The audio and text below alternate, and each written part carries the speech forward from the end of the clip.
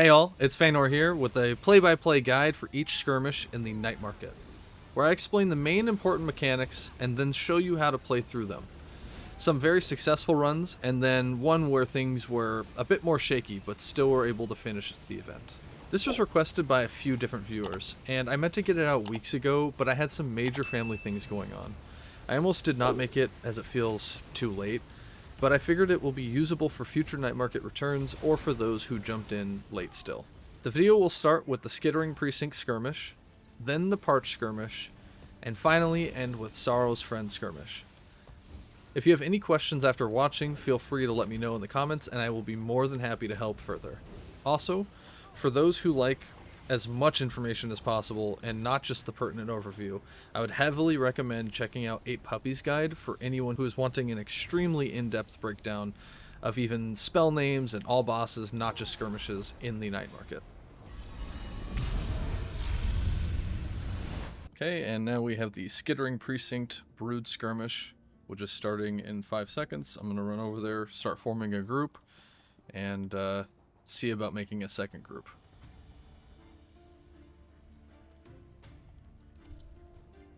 Okay, in the very beginning, you can actually start and get through most of this, even before any group members show up. You want to burn these spiders, all on the ground, standing next to these braziers, and throwing the fire on top onto the little skittering spider piles that you see. But as you saw, this spider was just like weaving web at the brazier, right? And it webs them over, so somebody's gonna have to clean that up. And that's kind of one of the very annoying and tedious parts of this skirmish, is that people need to manage these and keep these fires going to maintain knocking these little piles of spiders down during the fight, as things can get very overwhelming very quick. And it slows your tanks, it slows your other players, bogs people down, gets them killed. So it's something you constantly have to keep up on, and it's a team effort. It's kind of why this is the main skirmish that I prefer to have two teams running on, because there is a lot going on, and unless the DPS is peak, it can overwhelm a lot of 12-man groups that I've seen. So as soon as, we're starting to get people showing up here, I'm going to let them know that I'm starting a second group. And this is going to be the first one I'm going to show you guys, and you'll kind of get the full feel of what it's like to do a skirmish, or at least how I do it. Okay, as they show up.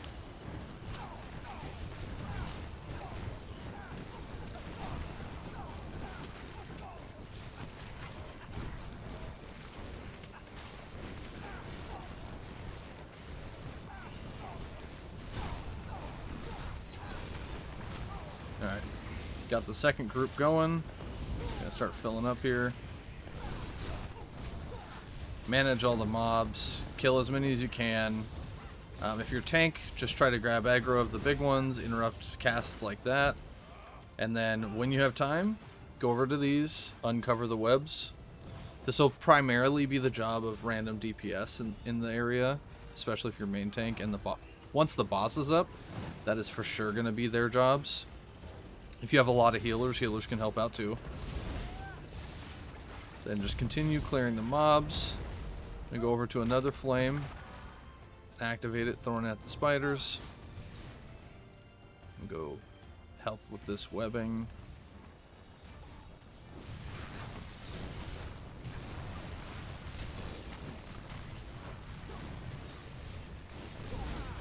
Alright, now we have another full group. That fast, that easy.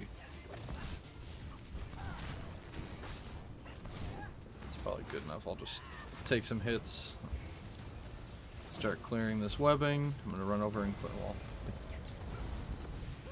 There we go. Burn those spiders first. Gonna go help with this.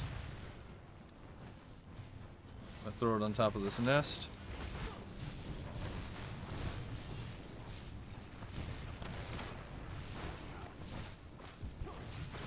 toss them really far. So honestly, you can hit almost everywhere within the event from any of these braziers. But you just don't want to get it bogged down to only one, because then it's very easy for spiders to pile up on them and knock out your last brazier, and the chaos just gets out of hand.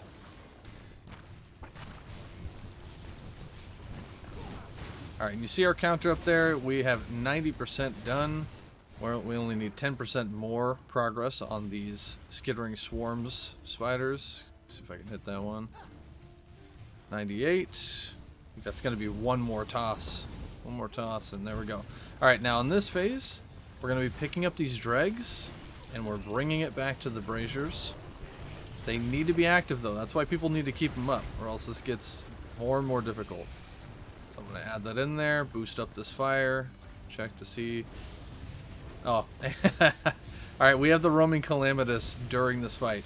Another really good reason why 2 groups pay off during these skirmishes, because they made every single skirmish have wandering calamitous come into their pathway. I have another one here. Oh, I'll take this dreg. But yeah, it's a whole nother, you know, small raid boss. It's not nearly as hard, but it's still a boss. Come on, still works. Okay, cool. So there wasn't enough webbing there to stop me from dropping it. And that was our 100%. That was the very last drag needed to start this next phase. I'm going to finish clearing this out because the main boss... Well, now she's here. The main boss hadn't arrived. I got to get in there in case they need me to tank. Don't know how many tanks we have. Now, tanking this boss is, as you see, more difficult than any of the others. And what I showed you there is I put my shield on, I put my block defense on, which increases how much I can block by 50%. I'm in my tank build with almost 50k health buffed up, right? She has an attack, and I was also slowed. So she has an attack that if you don't get out of it, even as a tank, most tanks, I won't say all, but like decent tank build here, it'll still one-shot you. A lot of the other attacks you can survive as a tank. I'm not saying all the attacks are like that, but that one, when you see her charge up, it's very minimal too. When you see her charge up, she just does like a little slap on you. That's the thing that you're going to want to watch out for as a tank. So you need to dodge roll out of that. It's most of the bosses that you're used to fighting, unless you do vet trials and whatnot, of course, you're going to be more used to one-shot mechanics that you need to avoid in other ways, or going vulnerable. But yeah, this boss has it. The other ones in the Night Market do not. You can pretty much survive throughout the entire fight no matter what they're doing. And you just keep burning her down, fighting all the mobs. All the DPS should be going around, taking out mobs, making sure the braziers stay up, and then DPSing the boss whenever possible. You just do not want to get overrun in this fight. Dodging that.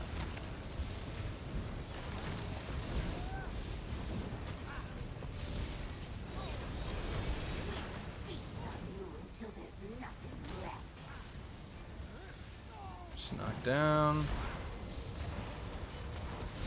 Dodging that. Now, we still have the Calamitous up, so we're going to have to handle that here as soon as she's done. But that's good news for me. I mean, that's extra favor. I mean, I'm full on favor, but that's good news. You get extra loot, extra favor if you need it. You just need to have a group that can manage, or else, man, it really sucks. If you come in here with a group of 12 that's already going to struggle, there's a lot to manage, and then you have Calamitous on top of it, it can take a very long time or fully fail over and over again. And then she's down. Make sure you grab your chest. Don't ever risk a despawn. Takes a long time, but you know, just in case. We're going to grab the Roaming Roxa.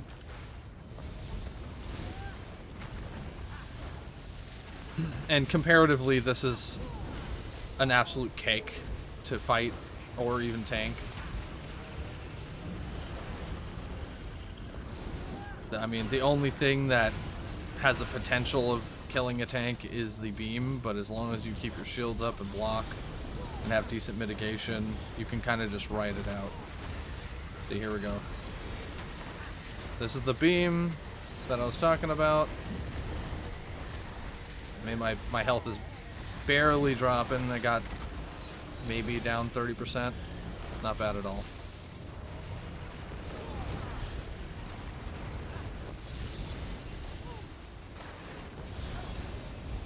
I'm not showing all of the roaming bosses or the Ardents or anything like that during this video. There's 8 Puppies did a full coverage. That was really good. If you want to see every single fight in the Night Market, I think he did a fantastic job. This is just to give like a more casual option that is only for the skirmishes, so you have an idea of what you're going to do at each one, and because I don't really feel like the other fights need a whole lot of explanation, especially at this point. But this will help during future playthroughs when the Night Market returns. It's going to return 2 other times this year, and then presumably it can return many other times in the future, and hopefully they'll make adaptations for that. But that's it, and then we can go to the next one on the list. Alright, we've jumped into another Parch Skirmish. This one is already going to be running, or we have a second group forming prior to the run. We have a faceted bristleback, just another one of the faceted mobs that were added during the last patch. Yep, similar loot, extra favor to speed things up. All right, let's get started. So first we're gonna clear these mobs. Let me grab as many as I can here. Tank them for the group. All right, I'm gonna grab one of these orbs. See all these orbs? These blue glowing electrical orbs. You're gonna want to take these and activate the anti-weather pylons. They are broken. We need to get them back in working order. The pylon here. And as we activate them all from clearing these mobs and grabbing those orbs, we're going to spawn these mini bosses. Clear out the mini bosses, these deadly Daedroths with their flame breath. If you're not a tank, don't stand in front of them. If you are a tank, it's going to hurt. So make sure to heal, put up your shields. Oh dang, he got pulled too far out and reset. That's unfortunate. Yeah, you want to keep everything within the ring. You do not want to have accidental resets in this, especially when you get down to the actual end boss. Damn tornado keeps hitting me down. Okay, he's dead. We got orbs. I'm gonna grab one. And activate the last pylon, and then we're gonna see the electric field form. There we go.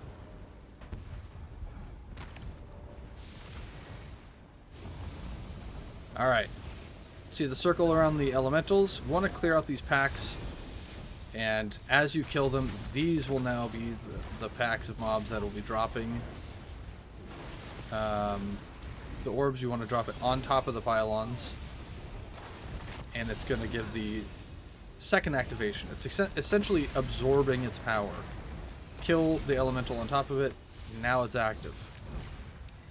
Here comes some more Daedroths for us to burn through. Alright, we've cleared all the mobs. We've activated the pylons. Now the main bosses are spawning. Something important that didn't occur here during this run is that you should avoid the worm or kill it before doing the Parch Skirmish, because it will run circles around the event and consume players, and especially if you haven't killed any of the organs inside, the sacks, there's no exit for them, so they'll just be stuck in there until they die or end up killing one of the sacks to get out, and it's a whole thing. It just wastes time. It can make people miss out on loot. So just something to keep in mind. Do not get swallowed by the worm or kill it before you start that event. The other boss is starting the mechanic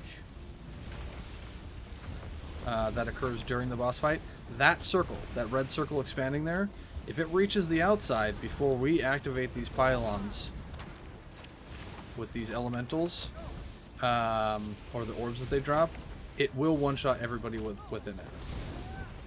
So, there. I killed one. I'm going to grab this, and I'm going to take it to a pylon that needs to be activated. Hopefully somebody else got another one. We should see these circles dissipate. There we go. So we stopped the one-shot mechanic from occurring. That is the long and short of this whole fight, to be honest. That's about all there is. You're just going to want to keep repeating that depending on how much DPS your group does. You might do it twice. You might do it up to 5 times. But that is all. Just keep burning this other boss. Keep an eye out for that one-shot mechanic starting, where she shoots out electricity in every direction. And the circle grows. Here we go. We got another one starting. So we want to try to burn these again, these elementals. And look for the orbs to pick up. Somebody's got an orb out there. They're not grabbing it, though. Okay, somebody got it. I'm going to grab this one. We're running out of time. Oh, I can't activate it. Not sure why I can't activate it. I'm also stuck. So I'm going to get out of the ring, because that's going to explode. We're going to see a failure to do the mechanic here. Anyone inside, dead. Then you just go right back in, grab the boss.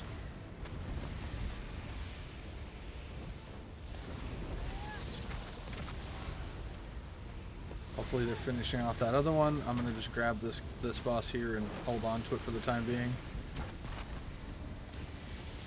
Give the group an easier time. Okay, it seems that they successfully burned down that other boss. So now we're just going to have this one and the elemental mechanic left.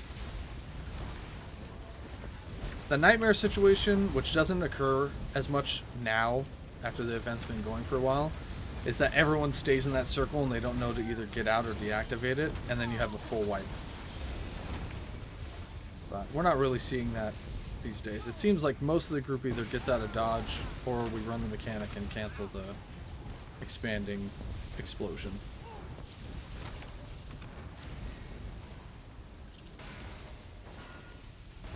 There we go.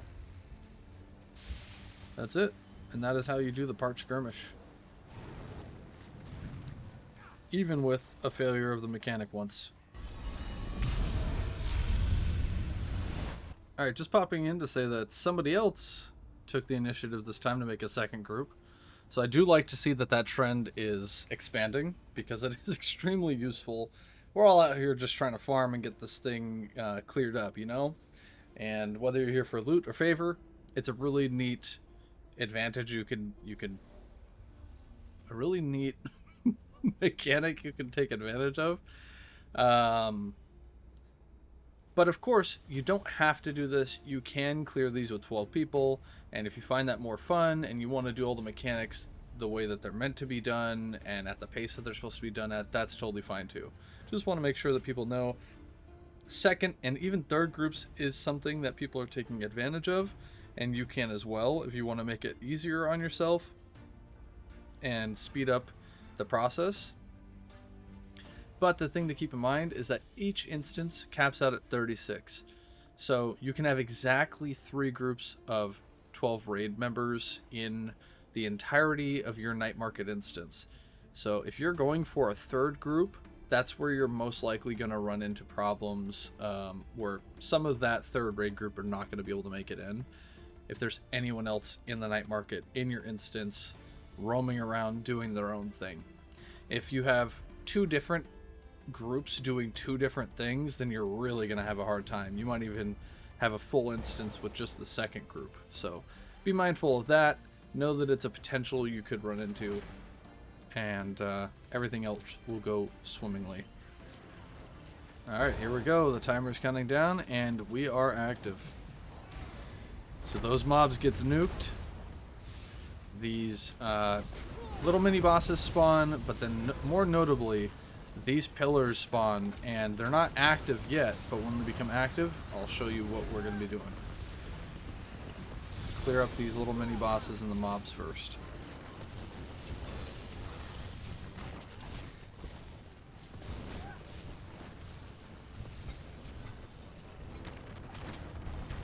Alright, those are down. Now we have the pillars. These pillars will stop being invulnerable when you kill the little undead skeletons right next to them.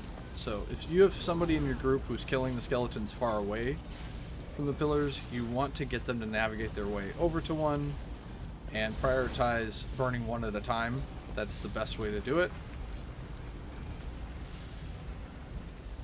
It's really good if you have someone that can pull mobs. I don't have that ability. But you're going to want to... Oh, looks like they got one over there. So I'm actually going to switch. So we might as well all burn the same one. These Restless Dead right here. So they killed one of those next to the pillar. It activated the pillar and it became attackable. We've destroyed one.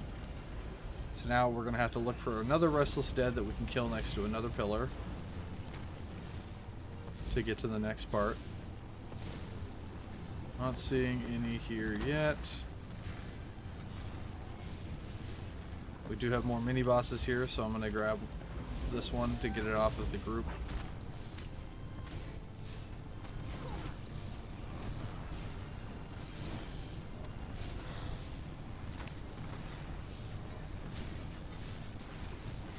Oh, here we go. Restless Dead right here. So, I'm going to taunt him. I've knocked him down too. Is that close enough? That might have been, unfortunately, right out of range. That is a bummer.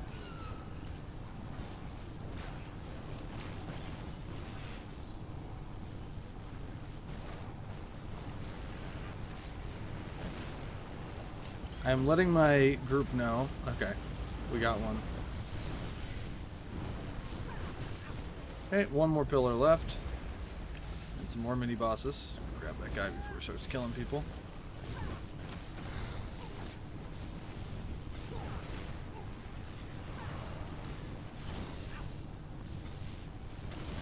Looking for the Restless Dead. Here we go. Got one right here. Come on, bring him over here. I don't want to knock him down.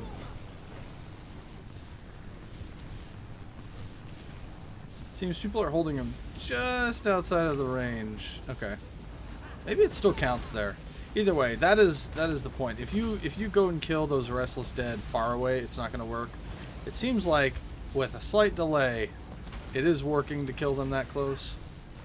But those are the guys that activate them. Now we have the main boss. This one is very straightforward. We will also have a sword mini boss that helps us out. So it's honestly, it's similar in power, but we'll have another sword guy to handle areas. Important note, the Spiral Incarnate, the sword guy, should just be tanked by a tank character and ideally be getting heals. But you shouldn't really focus on killing it because it'll just respawn. The main thing is just keeping it from running around and murdering DPS and healers. The only target that actually needs to die is the spider. Okay, I probably shouldn't have both, to be honest. But it is what it is for now. Okay. I don't know, maybe we don't have a second tank. I guess I'll try to do both. I might end up dying here. A lot of damage. Especially because I'm not even like a real tank.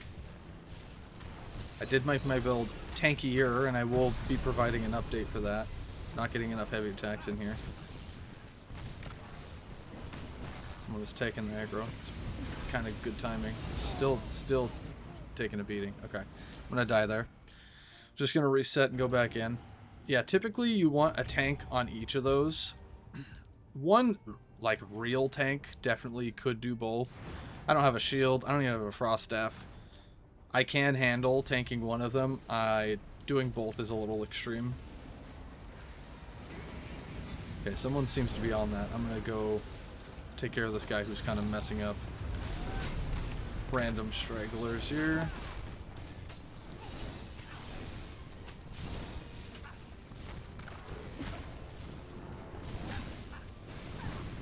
Okay, the beetles also hurt, to be honest. And yep. I had a ton of beetles on me there. Hey, you're gonna get to see a little of the mess that it is as well. But if you can't tell, I'm not enraged. This is just part of the process. I don't know why it spawned me at this one. It's a lot further. But just gotta make your way back. It's not the end of the world. It looks like we are getting the roaming boss as well. This happens in all of the zones. Not that big of a deal. We'll just handle it along with everything else. Back on the main boss here, Spider. Once you kill this one, the event will be over. I'm not getting any heals. Okay, this is a bit chaotic. Not gonna lie. And it's still spawning me at the far one. Not the best. This is kind of why it's a good idea to pull two groups, though, because with one group, these parties, either one would be struggling very severely. Sometimes you have an all-star group of just 12, and that's great. But other times, it's not so much. Sometimes it's a bit more rough. You are grouping with random people, and you never know what everyone's experience is, or how much DPS they do, how much they can heal. Honestly, it's very rare that groups for this even vet for how many healers or tanks you have. Yeah, I seem to be primarily healing myself, which is definitely not ideal. Because these bosses do a ton of damage. So it's going to be a bit of a zerg, but this definitely is possible still. You just keep zerging it. You have to be very comfortable with dying in the night market. There's not really any downside in ESO, so it's not the end of the world. It's just something, I know some players aren't used to dying, they're not a fan of it, but it's not that bad. But I'm kind of happy where I'm getting to show everybody a chaotic version where things don't just go perfectly, because this is a very real part of the night market that does occur. I don't know how they've been doing with the pillars either. I've been trying to handle these bosses, but since the boss is just kind of going crazy and no one's really focusing on healing, I'm gonna show you that the pillar mechanic still has to happen. You're still looking for the restless skeletons during the fight, and you want to crack those pillars. So in between the boss and tank, if this was being done perfectly, boss and tank are handling the boss. You're going on and off of DPSing that boss in between killing the pillars. So you do want to keep up on those pillars. Any time that I'm tanking this boss, I'm not getting healed.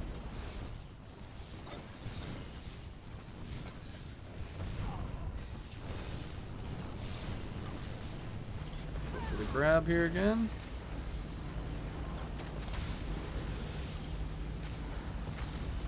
Just grabbing a bunch of AoE heals, but that's better than nothing before.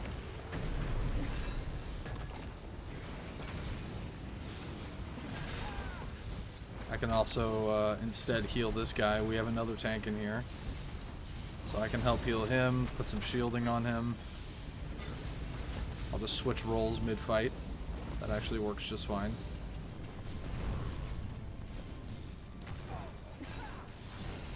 The roaming boss is definitely adding some pressure here. Getting some heals.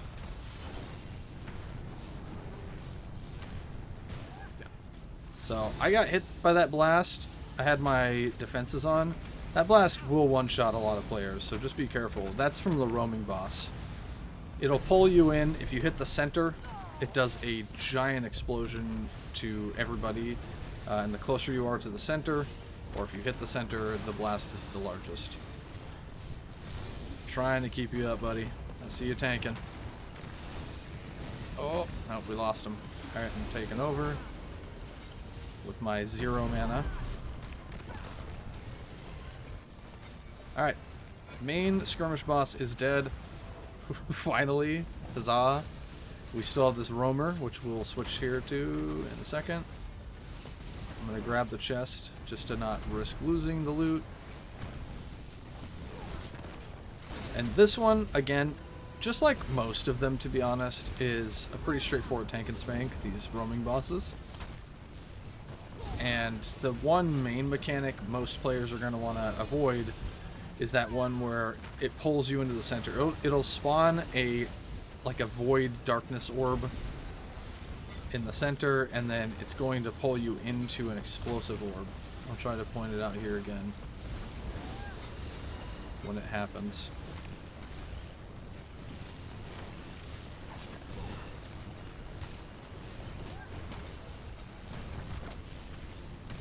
Okay. It seems like I might not get another. Oh, here we go. That. So, I was in the center when it spawned, so I did not get to show you well. I'm sorry about that. It exploded like immediately. I just put on a shield and blocked and avoided death. But ideally you want to roll out of that circle if it doesn't spawn literally with you in the center. And then avoid the damage altogether. That should be it. There's your chaotic mess, but with all the explanations tied in, I'm going to cut this video down for sure to make this a faster watch and so that you can see all of the mechanics as they go. Thanks for watching, everyone. Like, comment, subscribe, and I will see you in the next one. Good luck and have fun out there.